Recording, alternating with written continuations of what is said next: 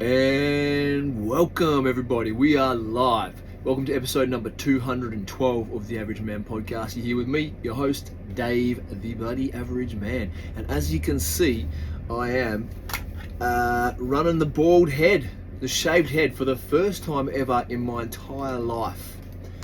I've never had a shaved head before. I've had dreadlocks for the past 20 years, so my wife's never seen me without my dreadlocks. My kids sure of hell never seen me without my dreadlocks. And I don't even remember what I looked like without my dreadlocks. So by all accounts so far, I don't look too bad. It's not a rude head, which is good, because you never know. You never know, mate. Some people shouldn't have shaved heads, and that was not something I wanted to learn after the fact, but you just don't know. My head was different last time I had short hair. I've only really had short hair once in my adult life. I shaved my dreads off when I was like 20. And then, basically as long as it took me to grow my hair back is how long I had short hair for. I wore hats for a lot of the time. And I've got big ears too, it kind of doesn't look like it these days. They're long, but they used to stick out off my head. Like I used to get called Dumbo as a kid. Dumbo was a big one. And I was really skinny, always like really skinny, so I'd get called, names around being skinny, like, oh man, my freaking thing. Give me a second. Oh, my phone just wigged out on me. Come on, dude. No.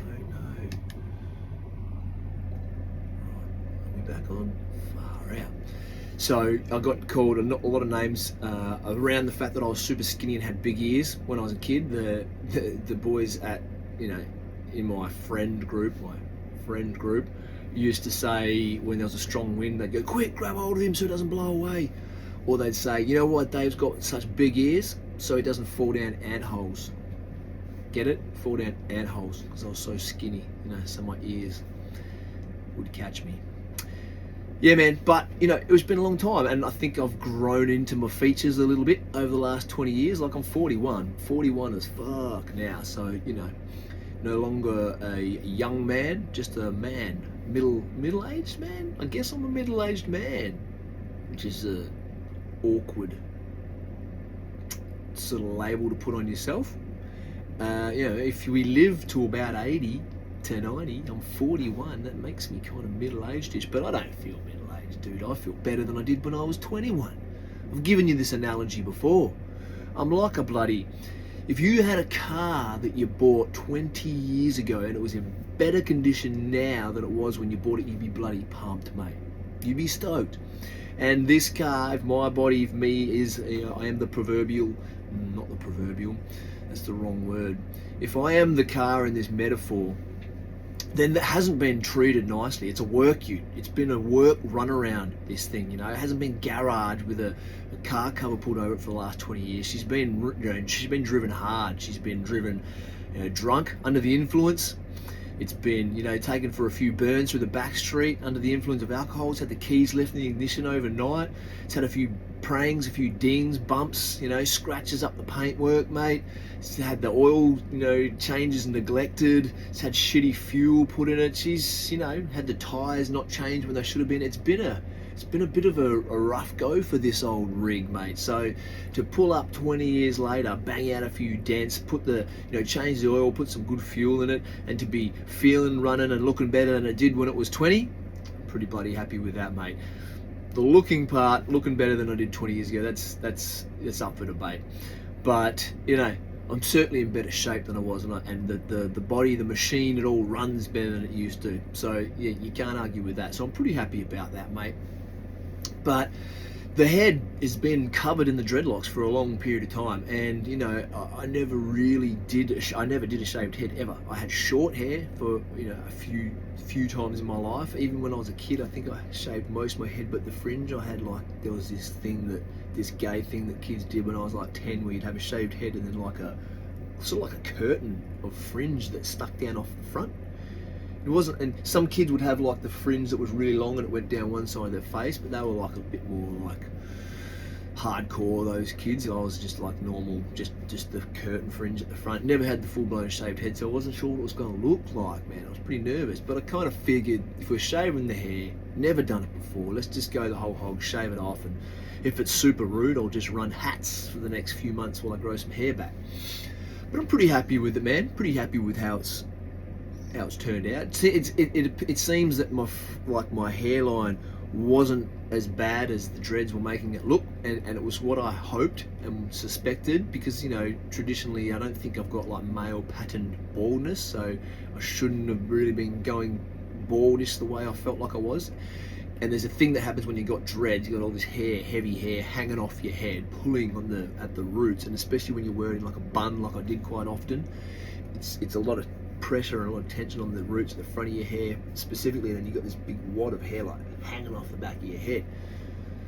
So these front hairs here were snapping all the time, so I'd have dreads that started like here. If you're watching the visual, I'd had dreads that started like here, and all this hair at the front here was like snapped. It looked really kind of bald. It looked shitty, and it was stressing me out. I felt like a big alien forehead with these dreads hanging off the back of my head. I was starting to be self-conscious about it. The dreads took so long to get maintained, and then wash them all the time, and then, you know, if they get wet when you don't want them to, it's a bloody hassle. And I was just over it. And to be honest as well, I probably kept them past for a few seasons longer than I really wanted them. Like, I don't identify as a guy with dreads anymore. I was just used to being a guy with dreads, and people who've got dreadlocks or have had dreadlocks will know what that means, because it's like it is like a part of your identity, and there's like a community. You see other people with dreadlocks, you lock eyes, there's a nod of the head, and they understand what goes into it, the commitment, and especially when they're super long, you've had them for 10, 15, 20 years. So there's a lot that's kind of behind having the dreads, and I kind of just got comfortable having them there, even though I didn't resonate. Like, if I started fresh, I wouldn't go get dreads now, do you know what I mean? But they were just there, and I'd had them for so long, so it was a big deal for me to get rid of them. I thought, let's just go the shaved head and see what happens. And while I don't hate the shaved head, I don't think we're gonna keep it. I don't think we're going to run with the shaved head as a permanent haircut. I'm going to go like grow some hair in or something, you know. See, who knows? The world is my oyster. We'll see what my hairline says once the hair starts coming back a bit. But yeah, no, it was a big deal for me cutting the dreads off. Been a long time. Super freeing, super comfortable. I like went for a swim in the pool straight after I did it. Just dived underwater. I was like rubbing my hand over my shaved head, going, oh, that feels good. Just the freedom and like the freshness of my scalp. So, I'm a new man. It's the first week of my life as a shaved head dude. First podcast ever like this, and feeling fresh, mate. Feeling fresh. I also pulled up stumps. We've pulled up stumps here in the sunny coast for a bit, and I've done a bit of carpentry work this week. It's been 11 months since I've done any work. All traffic's been, well, not all traffic, most of the traffic's been one way out of the bank account. We've had money come in. I've got obviously the online business, but the bulk, of the traffic's been one way, because I've been spending quite a lot and just building the business up. So we've got a lot of plans for next year. Not planning to stop traveling just yet.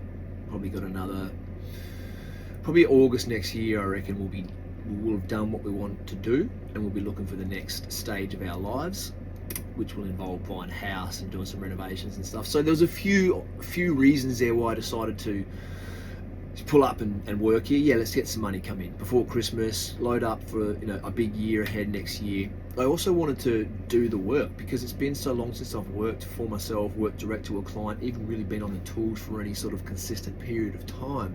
Because before this I was construction manager, before that I was supervisor, leading hand before that. So I've been slowly moving off the tools over the last 4 years of my life before traveling. The last 2 years of my life I didn't do any work on the tools at all.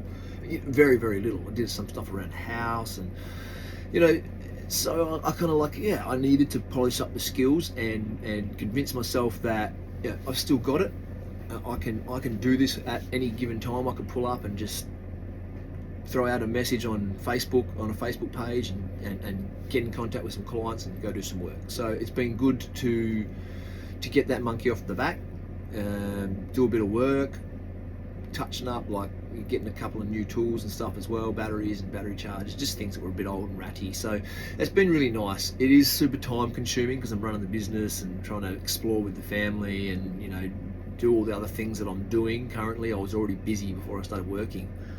So it is super time consuming, but you know, the plan when we finish traveling is going to be to buy a house, an old shitty house, renovate that house, either sell that one to make the profit or move straight into buying another house and renovating and doing the same thing and just start renting or Airbnb houses out. That's my goal over the next 5 years, is to do that to a bunch of houses. So I'll be the guy doing all the work. So it just sort of makes sense to, you know, do a bit of work now and just keep those skills sharp, get the confidence up. So that's been kind of cool. It was good for my confidence too, because I am a man that's used to doing things with my hands. I am a man that's used to literally and physically achieving things consistently. And while we've been traveling and while we've been building up the business and learning all these new skills and making income through that, it's not as direct a pathway as I'm used to, as do X, Y, Z, money comes into your bank. So there's more of a windy road when you're, you know, running your own business, living the entrepreneurial lifestyle. You have to figure out a lot of different things to get from point A to point B, and it's not a clear-cut road like it is just to have a, you know, normal job. Hence the reason not everybody does it. Hence the reason it's not for everybody. In my opinion, far more rewarding. In my opinion, there's far more opportunity working for yourself, working online, having, you know, being an entrepreneur, being in a network marketing business with a company like the company I'm paired with. You know, the opportunity there and the money to be made is huge. There's people making some absolutely incredible money. There's 23, 24-year-old guys making 20 grand plus a month consistently in this business. In Australia, this is a real thing. This is happening. There's guys in our group who are already left their jobs within 3 or 4 months to replace their income with this.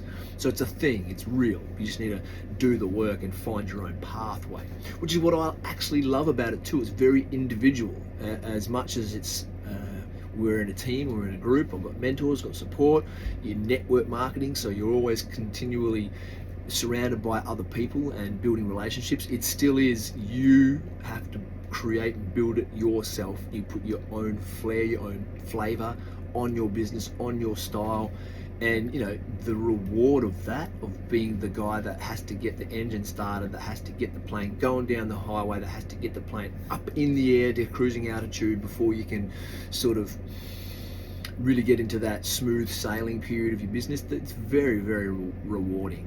And so it's a lot of personal effort, a lot of personal growth, a lot of learning and building experience.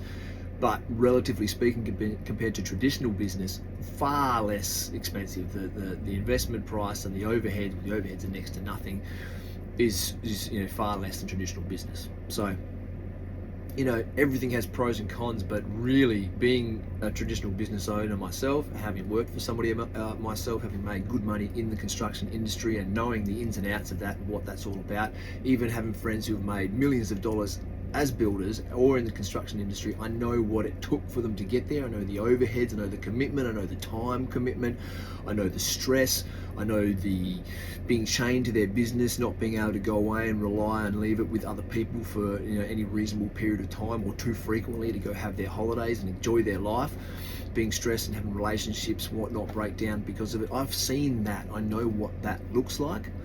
And I also now know what it looks like to build your own network marketing business with the company that we're partnered with, and what the opportunity is within this business. So, you know, very rewarding, very exciting times, very glad to be where I am. And just, I've kind of turned a corner recently. You know, I've been on a steep learning curve. I've been traveling, haven't had much of a routine or a base. Because we were traveling and the money was going one direction, I had a lot of pressure on myself to build things up and get the business going, get money coming back in. I had time frames I'd put in my head that were quite rigid, that I was working to. And I had a whole lot of internal stuff to work through to get to the point where I am now, where now that I also am working back on the tools and I have some money coming in for the next couple of months while I'm doing this. And I think really going to that mastermind last weekend and busting through some barriers, being physically around the men who I know are doing this with their life full time now as well and are having success, and just the men who are on the brink of breaking through into success as well, being around all that energy and having that social proof.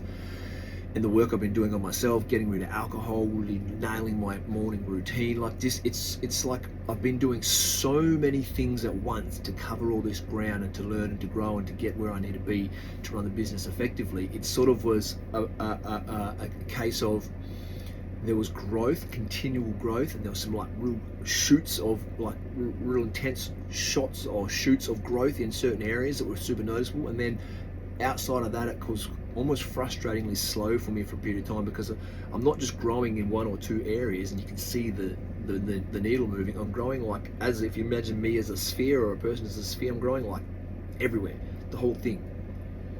The whole sphere is getting bigger.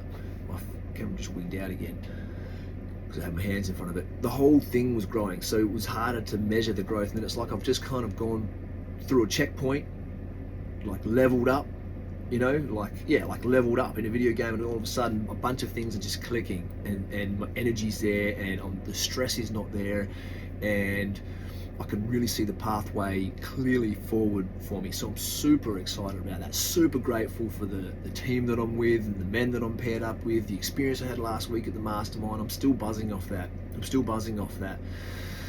You know, I've never been so clear as to what I want in my life as what I want right now. I knew I wanted more. I had vague ideas. I had a feeling of what I would do and who I would be and what I'd be capable of, but I never had a direction. I never had a vehicle. So it was kind of just, it was just like a dream, a hope, a wish and a prayer. And I've finally turned a corner to a point where I can see where I'm going now. So the dream has turned into a vision, and then the vision's been written down and the steps have been put in place, the work's been done, so the vision's been turned into a plan, and now I get to see the fruits of my labour, which is super cool. Super cool. I'm just going to have a drink of water. Excuse me.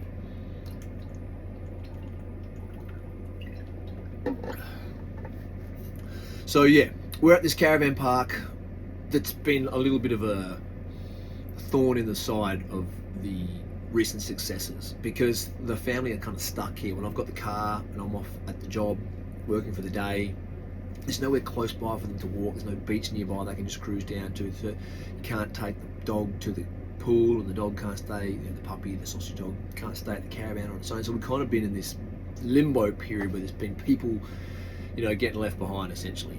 So that's been difficult. We're only here for 3 more days.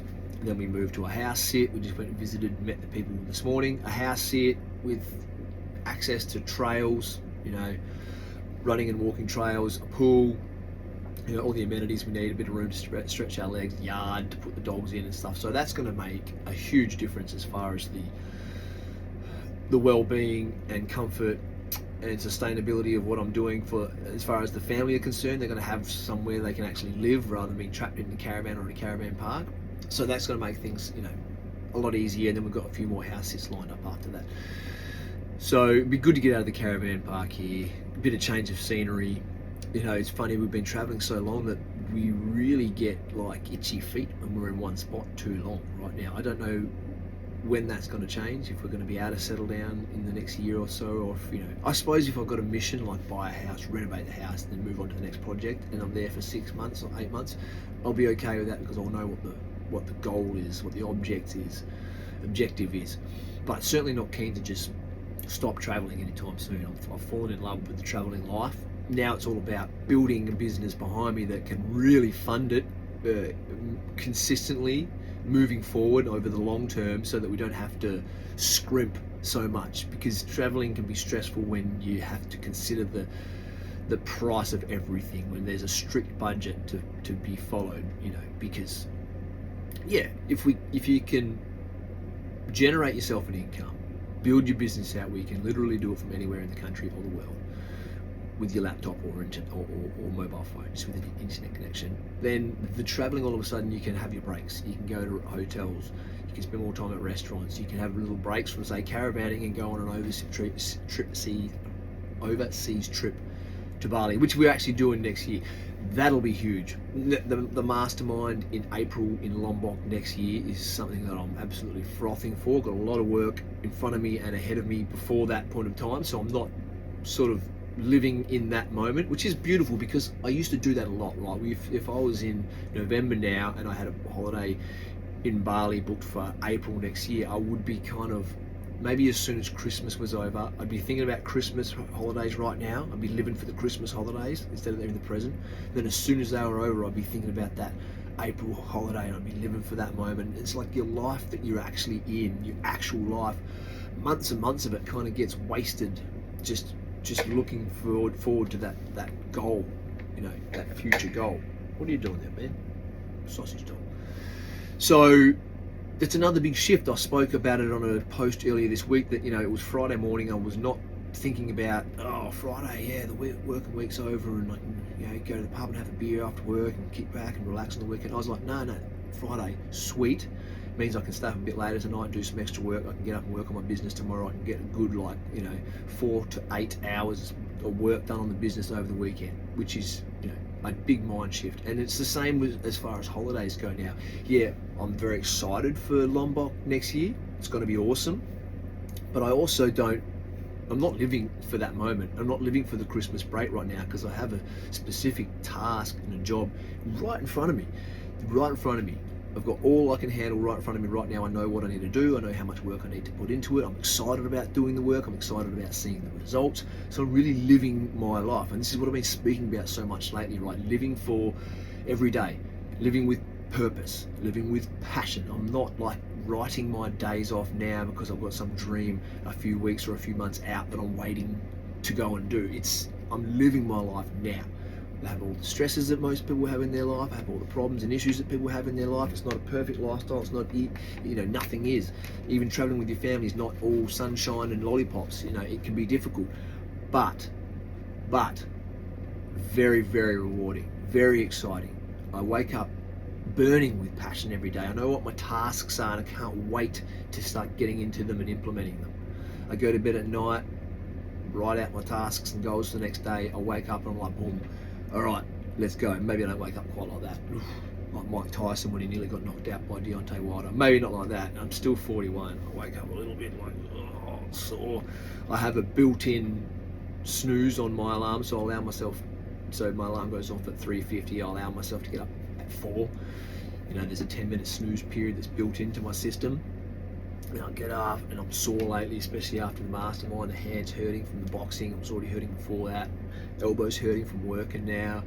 So I'm getting up and I'm like, rolling the joints around and trying to get everything moving. A bit sore. I'm dry, so I'm getting some water into me. But within 5 minutes, I'm like locked in. All right, let's go. I know what I need to do. Get some caffeine, some water into me, get into my morning routine, and let's bloody get after this. So this is what I'm talking about when I talk about living a life of passion and purpose. And, the whole motto behind the Legacy Brotherhood is health, wealth, purpose, right? And the health side of it's pretty self-explanatory. If health isn't your main concern now, one day it will be.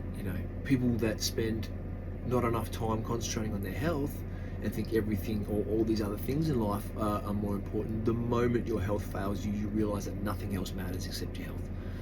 You can't do anything. You can't do the things you enjoy. You can't be there for the people you love. You can't enjoy holidays. You can't enjoy any of the money you're making. You can't do anything. All you want back is your health. So being proactive with health is huge. And I've learned this year how much I was neglecting, and I believe most Aussie men are neglecting, my emotional health and my spiritual health. It's not just physical, right? It's great to look good, feel good physically, but you need to deal with emotions. You need to talk to people. You need to be, vulnerable around people that you trust. You need to be in touch with whatever it is your version of a higher power is. Mine is God. For you, it might be the universe, it might be the energy source that we're all tapped into, it may just be whatever. Everybody has some, I mean, there's obviously nihilistic, agnostic people that think there's nothing outside of what you can see and touch, and I don't really care about what those people think. That's not an opinion that I'm interested in. I personally think it's just hollow to me. So that's your opinion, that's cool. That doesn't interest me. I don't think I don't see how that's even an attractive or even a logical point of view, right? Some form of a higher power, some energy, the universe, whatever it is, describe it in whatever terms you want. A lot of people have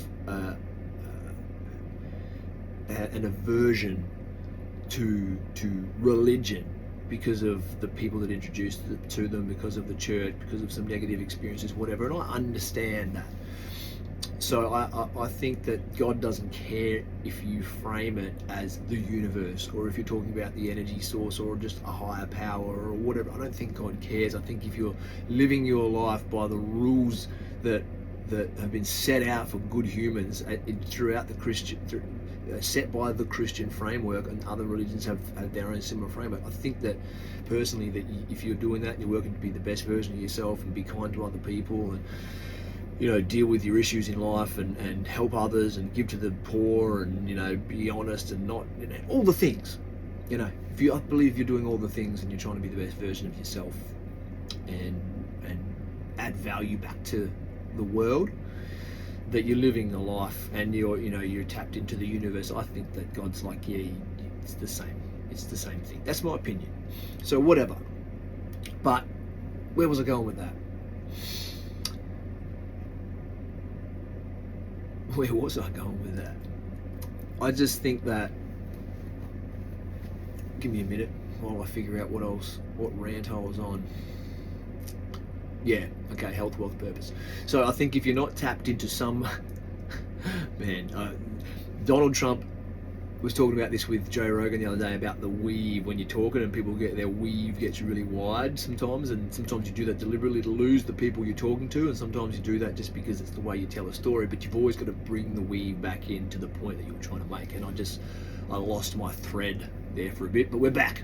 Health, wealth, purpose. So yeah, spiritual health. So I believe if you have some sort of connection to a high power, whatever it is, that you need to be having a relationship with that thing and living your life in line with those morals that serve your belief in that power, in that God, in the universe, in that whatever it is, right? So that's important too, in your emotional health and your physical health. And the wealth side of it is like, this is one that's been a huge obstacle for me to get over, right? Because traditionally I was taught through the church and just through upbringing and just general society instills this, and just general belief systems that I've been exposed to throughout my life, that money's the root of all evil, and there's a passage in the Bible about how it's very hard for a wealthy man to get into the kingdom of heaven. It's something like a camel trying to pass through the eye of a needle. I don't remember it, I'm paraphrasing. But the idea is that if you're a wealthy man, basically you're a bad man, or you're an evil man, or people who want more wealth like that are for some reason it's selfish, or it's a less than honourable desire to have in life, right? And that's kind of built into my subconscious, and I'm having to break that down for several reasons, right? This whole saying that money doesn't buy happiness is complete bullshit. I call bullshit on that, and there's a bunch of reasons. I don't have anything written down in front of me, so you're gonna have to bear with me while I try and thread this this weave about wealth effectively, just off the top of my head, off the top of my bald head. But first of all, it gives you relief from constant financial stress, wondering where the bills are going to get paid from, fighting with your spouse about money, having to penny pinch and count pennies for dollars for every experience you want to have.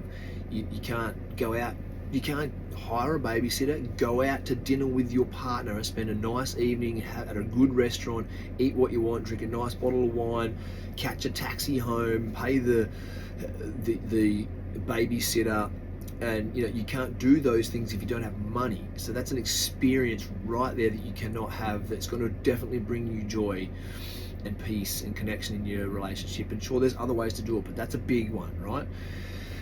Having bills all the time, not being able to sleep at night because you're stressed about the bills that are coming in and you're not sure if you're going to have enough money. There's not enough money to how do they say it? There's too much month left at the end of the money, right? Or even too much week left at the end of the money. That's stressful. That's constant stress. That heightens your cortisol levels. That makes you more on edge. That makes you more irritable. It makes you bicker with your partner more, snap at your kids more. Having money solves that, right? So that's another way that money brings happiness. Buying experiences, being able to go on incredible holidays, stay in beautiful, brilliant villas and hotels, and not know that you're over there on a holiday you can't really afford, knowing that you're going backwards, knowing that you're spending money that should be for something else, knowing that you're going to get back to work and be behind on your bills for a month at least, just playing catch up because you went away, because you had the audacity to go away on a nice holiday and treat your family for a couple of weeks out of the year's slog of work. How dare you? So money buys you experiences, and those experiences with the people that you care about build memories, and those memories are your legacy, the memories you have with your family, with the, and again, you can have a nice afternoon down at the local beach, having a bag of fish and chips and throwing a line in with your kids. You can do that, right? And they are incredible, valuable memories too, and I do that stuff also, but it is a different thing to flying to Hawaii for 3 weeks and staying in a top class hotel and going out to all the best restaurants and getting surfing lessons and having babysitters look after the kids and going and seeing the volcanoes and the mountains and going up to the whatever it's called, the observatorium up there. Like, these are amazing for a lot of people once in a lifetime opportunities and experiences that with money you can buy and create whenever you want. And again, with an online business, you can literally be working away while you're doing this stuff. So money buys experiences, opportunity. It gets you in the room with people who have ideas and a way of thinking about the world and about living their life that you can learn from and grow and enrich your own experience and view of the world from being around those people. Opportunities as far as getting you in rooms where you're going to learn skills that are high value skills that you can then go and implement in other parts of your life and create more money or create more experiences or help people with, So it gives you opportunity instead of having to scrape and scratch for every little opportunity that comes your way, and then quite often not having the time or the resources to capitalize on those opportunities. So it gives you the resources to have the best education, to be in the room with the smartest, most high value people, to pick up new skills and develop those relationships. It gives you resources to have experiences that enrich your life. It gives you the resources to pay for all your bills ahead of time without worrying about them. It gives you resources to outsource things in your life that you don't want to do, like cleaning your house or whatever it is. It gives you resources to pay for other people to do the jobs, the shitty jobs that take your time, that you don't enjoy, that don't enrich your experience of life, and you can spend more time, more energy doing the things you actually want to do. And money can also how do I say this? When you don't have any money, you can quite often find yourself in a situation needing help from other people or from, heaven forbid, the system, the government. And you could find yourself in a situation where you are a drain on resources. You are needing other people's time, other people's resources, and other people's energy to help you make ends meet, see things through, figure it out, get through whatever situation it is you're facing. When you have money, when you have wealth, when you have resources, you can now look after yourself and your family without being a drain on anyone else's resources. You can be in a situation where you're hiring people to help you with XYZ and creating more jobs, putting more back into the community. And then you can go to your family and just pay for their car that broke down and buy them a new car, or get the car serviced. Or you can pay for a holiday for your sister or your parents or whoever it is that you know is working hard and needs a break in life. Or you can step in and sort out XYZ bill that you know, it really is a financial based problem that somebody has. You can do that when you have money. You can help other people. You can choose the charity of your choice, obviously choose the charity of your choice, and you can funnel money into that directly, or you can run your own programs, or you know, you can funnel money back into the community in places that you see fit, that are passionate to you, that you know need help. And you can now be have the access to funnel money back into people and places and causes that you find valuable and that you see fit. So you're not a drain on the resources anymore. You're adding value back to the community, right? That's what money allows you to do. And the sense of pride and purpose that you get from being able to do those things because of the money you have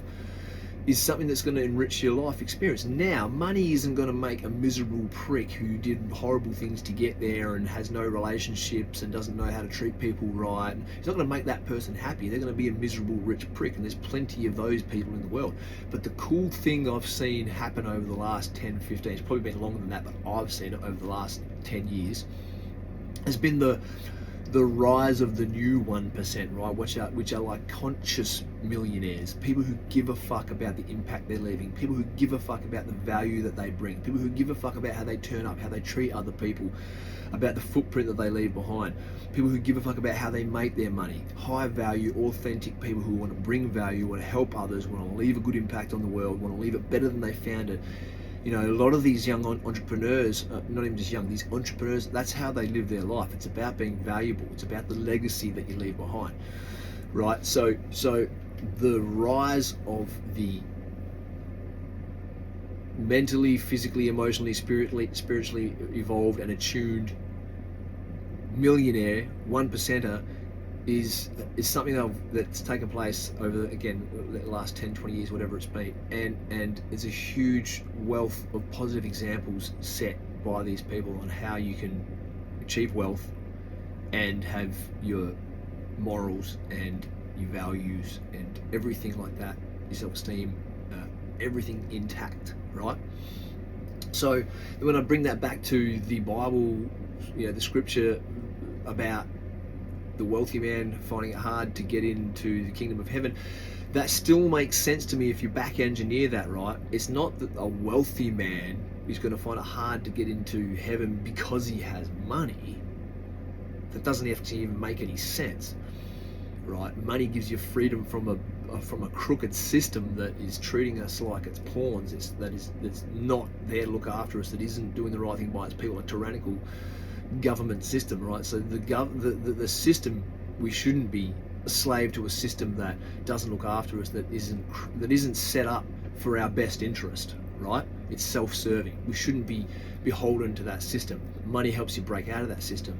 It doesn't make sense that person would find it hard to get into the kingdom of God simply because of that reason. But if you back engineer that, it's hard to become a person that's emotionally, physically, spiritually, health conscious, that gives a fuck about the way they treat people, the impressions that they leave, all those things that we just spoke about.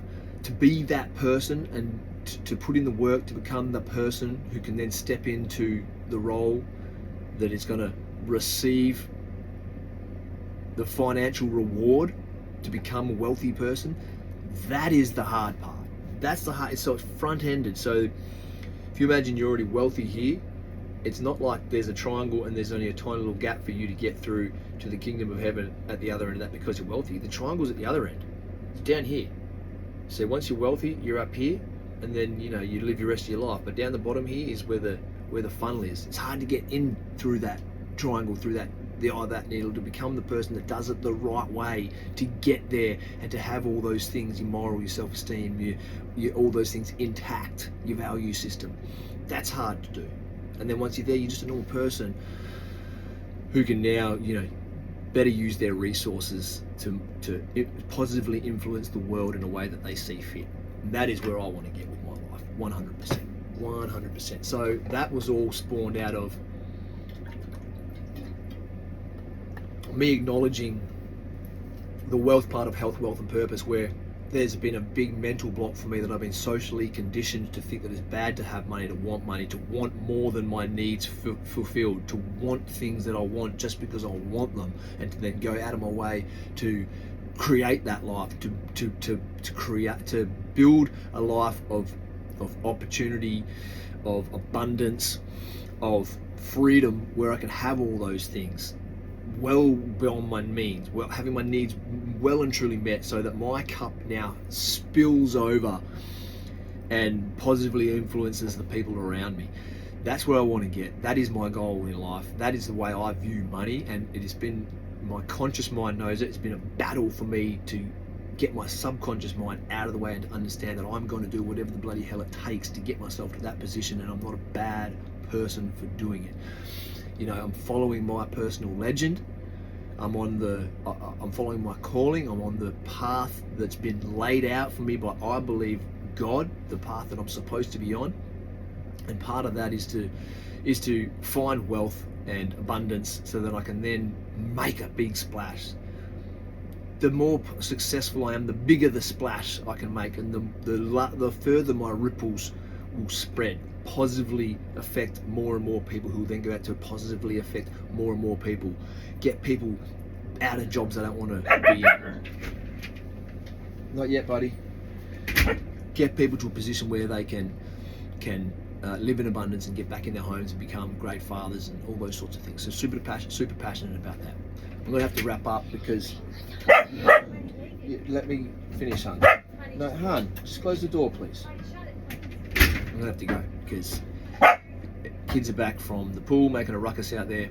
But the last thing on that is the purpose, and the purpose is pretty self-explanatory. I've got a mission ahead of me. I know what I want to do. I know why I want to do it.